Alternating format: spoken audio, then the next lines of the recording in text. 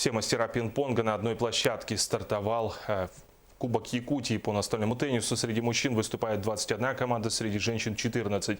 Всего более 100 теннисистов. Сегодня проходит командная игра группового этапа, завтра выявит лучших. Далее спортсмены приступят к соревнованиям в личном зачете. В турнире принимают участие лидеры республики. Это первый мастер спорта по настольному теннису Василий Румянцев, Нюргун Сабарайкин, Анатолий Ефремов, Сергей Леонтьев и другие.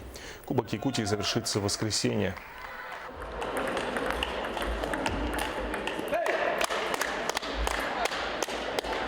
Я хотел бы отметить Аллайховский улус, которые приехали, несмотря на дальнее расстояние, 2 дня пути и участвуют в командных соревнованиях Кубка Республики.